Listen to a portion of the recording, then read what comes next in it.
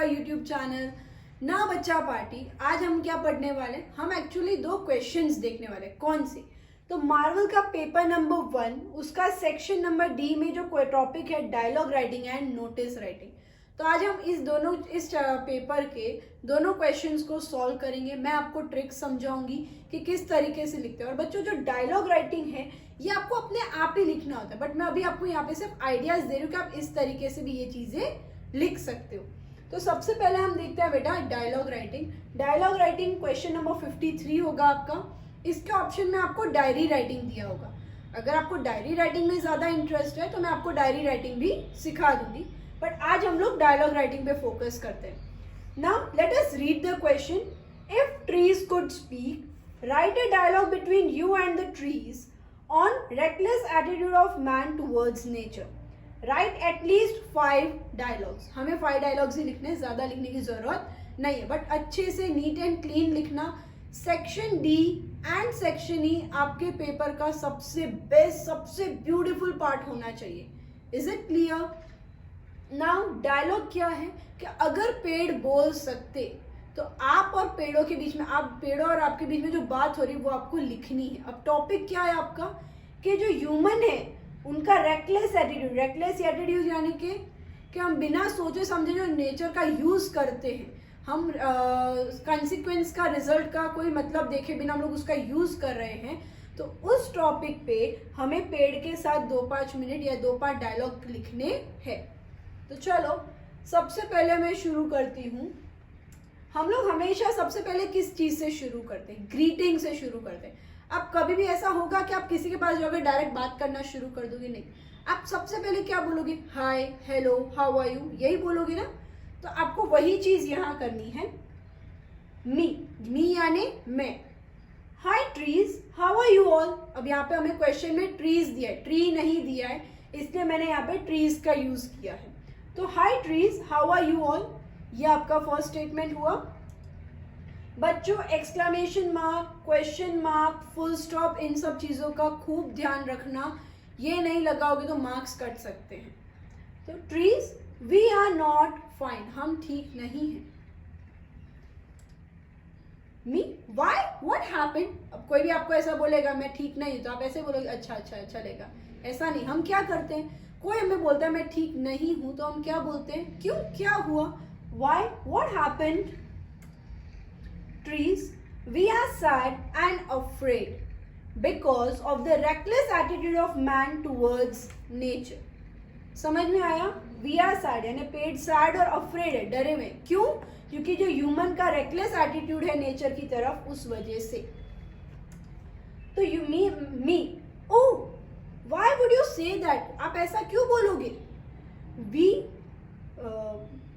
We human beings, यहाँ पे मी नहीं है, we human beings are very intelligent and even we are taking care of the nature। यानी हम human beings, आप ऐसा क्यों कह रहे हो? हम तो human beings हैं, हम intelligent हैं, हम जो nature है उसका ध्यान रखना भी बहुत अच्छे से जानते हैं, हम रख रहे हैं नेचर का ध्यान। Trees, not everyone, सभी लोग ऐसा नहीं कर रहे हैं।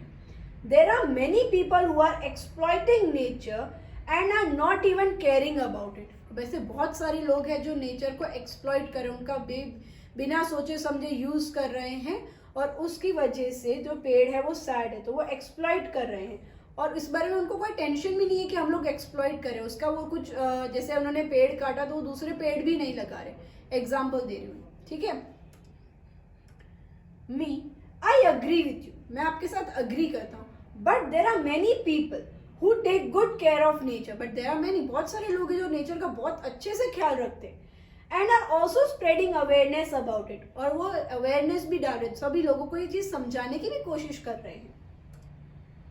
Trees, still the number of people exploiting the nature is more than the people who are taking care of it। लेकिन फिर भी जितने लोग नेचर को एक्सप्लॉइट कर रहे हैं वो ज्यादा हैं। किनके कंपैरिजन में? तो जो लोग उसका ख्याल रख रहे हैं उनके कंपैरिजन में जो एक्सप्लॉइट कर रहे हैं उनके नंबर ज्यादा हैं।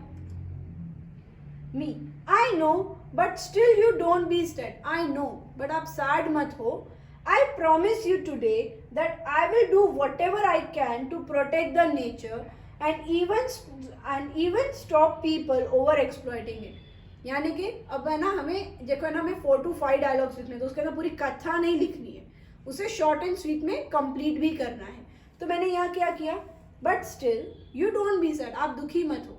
मैं अब हम लोग क्या कर सकते हैं, हम अपनी जवाबदारी ले सकते. तो मैंने क्या लिखा है, आई प्रॉमिस यू, मैं प्रॉमिस करता हूँ आज आपको कि आई विल डू, मैं वो जो भी होगा मेरे हिसाब से मैं करूँगा, नेचर को प्रोटेक्ट करूँगा और इसी चीज़ में यानी दूसरे लोगों को भी उसे ओवर एक्सप्लॉइट करने नहीं दूंगा. We appreciate your willingness to protect the nature. Trees बोल रहे हैं, हम अप्रिशिएट कर रहे हैं कि आप जो नेचर को प्रोटेक्ट करना चाहते हो उसके लिए आपने जो विलिंगनेस दिखाई उसको हम अप्रिशिएट करते हैं. And keep spreading the message among others also, और ये मैसेज दूसरों की तरफ भी पहुंचाना. अब बेटा एंड कैसे करते हैं, हम ऐसी बात करते करते चले जाते हैं, नहीं, हम हमेशा क्या करते हैं, एंड में बाय बाय बोलते हैं ना, see you, have a good day. तो यही चीज हम यहाँ करेंगे. मी आई विल यानी मैं मैसेज को फॉरवर्ड करूंगा. Now I need to go, पर अब मुझे जाना होगा. Bye bye, it was nice talking to you, यानी बाय बाय कर दिया और फिर बोल दिया it was nice talking to you. तो ट्रीज ने जवाब दिया bye bye dear, take care. इतना ही है. आप 5 डायलॉग्स यानी ह्यूमन एंड ट्री दोनों को मिला के एक डायलॉग हुआ. ऐसा नहीं ह्यूमन एक ना ट्रीज एक, ऐसे नहीं, दोनों के बीच में जो एक बात हुई उसे हम एक डायलॉग कहेंगे. ठीक है, तो आपको इतना तो लिखना ही पड़ेगा. आप अपनी मर्जी से इसमें अपने आप कुछ भी ऐड कर सकते हैं, अपनी मर्जी से लिख सकते हैं, उसमें कोई बॉन्डेज नहीं है. खाली ध्यान रखना कि आप इसके अंदर पंक्चुएशंस का अच्छे से यूज करें. नाउ बच्चों, नोटिस राइटिंग. नोटिस राइटिंग एक बहुत ही इम्पॉर्टेंट और इजी टॉपिक है. जिन बच्चों को थोड़ा भी ग्रामर आता है उन्हें नोटिस राइटिंग जरूर अटेम्प्ट करना चाहिए. और मैं आज आपको ट्रिक्स भी दे दूंगी, तो आपको आधा नोटिस तो मैं आपको यहीं पे सिखा दूंगी कि आपको क्या लिखना है, वो आपको यहीं पे पता चल जाएगा. Be aware, listen carefully and focus on the screen. You are the head boy or head girl of your school. Your school has organised a 2-day tour to Statue of Unity, Kevadia. Write a notice for the school notice board giving necessary information of the same. यानी कि सबसे पहले question समझते हैं. आप head boy या head girl हैं और आपके स्कूल ने एक टूर ऑर्गेनाइज किया है 2 दिन के लिए. कहाँ पे, स्टैच्यू ऑफ यूनिटी, केवड़िया. अब इसी के बेसिस पे आपको एक नोटिस लिखना है स्कूल के नोटिस बोर्ड के लिए. ना सबसे पहले फॉर्मेट. नोटिस का फॉर्मेट क्या होता है, सबसे पहले आप ऑर्गेनाइजेशन का नेम लिखोगे. जैसे मेरे स्कूल का नाम है स्प्रिंगडेल स्कूल कड़ी, तो मैंने वो लिख दिया. उसके बाद में बड़े बड़े कैपिटल में ही NOTICE नोटिस लिखना है. Then your subject maximum 4 to 5 words का होना चाहिए, उससे लंबा सब्जेक्ट नहीं होना चाहिए. तो यहाँ पे मैंने सब्जेक्ट लिखा है 2 days tour. Then left side में हम हमारी डेट लिखते हैं 4 February 2022. उसके बाद में हम हमारा नोटिस शुरू कर दें. अब बच्चों यहाँ ध्यान रखो कि this is to inform all the students. यानी कि अब जैसे कोई स्टूडेंट, हमें पता है हमें स्टूडेंट्स को ही बताना है, तो हम ऐसा लिख सकते हैं this is to inform all the students. अगर हमें नहीं पता कि हमें किसको एग्जैक्टली कोई स्टूडेंट है यानी हमें सबको इन्फॉर्म करना है, तो हम लिख सकते हैं this is to inform you all that. अगर सबको इन्फॉर्म करना है तो यू ऑल दैट. बट यहाँ पे मैंने थोड़ा स्टेटमेंट मेरा बड़ा हो जाए इसलिए मैंने इसे ऐसे लिखा है, this is to inform all the students of class 6 to 10th that. ये हमने क्या लिखा, किसको बताना है, वो. that our school has organized a 2-day tour to Statue of Unity, Kevadia. यानी कि कोई भी चीज को ऑर्गेनाइज किया जा रहा है तो आप यही लिख दीजिए दैट आर, और जो भी ऑर्गेनाइजेशन है, स्कूल है या सोसाइटी है, तो वो आप देख लीजिए क्वेश्चन के बेसिस पे, that our school has organised a 2-day tour to Statue of Unity, Kevadia. The fees for the tour is ₹2,000. We will start the journey on 20 March and return on 21st midnight. The students, अब ये जो line है, अब जब भी कोई भी registration के बारे में बात चल रही है तो आप यहाँ से लेके यहाँ तक नीचे लास्ट लाइन तक आप सेम टू सेम कॉपी कर सकते हो.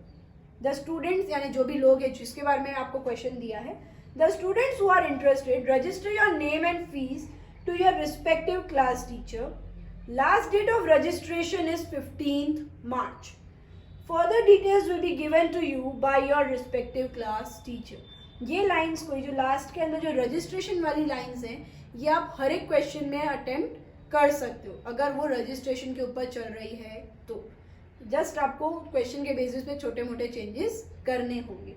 इतना आप लिखोगे, आपके मार्क्स कहीं नहीं जाएंगे। ये स्क्रीन है, मैंने छोटे फॉन्ट लिए तो काफ़ी आपको दिख रहा है कि मैडम आपने तो 1 2 3 4 5 6 लाइन में नोटिस फिनिश कर दिया, बट जब आप अपने नोटबुक में लिखोगे तो वो काफ़ी लंबा होगा।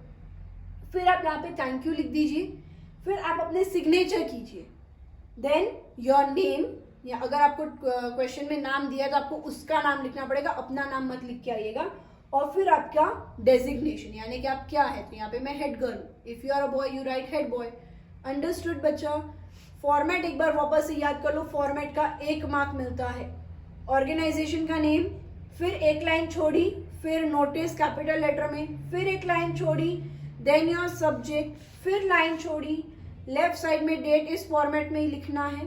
देन ये आपका सब्जेक्ट, इसको आप एक बार लर्न कर लेना या एक बार देख लेना कि आप इसे अपने क्वेश्चन के साथ कैसे छेड़ सकते हैं, मतलब कन्वर्ट कर सकते हैं। देन लास्ट में thank you, signature, name, designation. Thank you kids, I hope आपको ये वीडियो यूजफुल लगा होगा। कीप प्रैक्टिसिंग, मैं आपको हर एक पेपर के ऐसे सोल्यूशन जरूर दूंगी। Thank you, bye bye.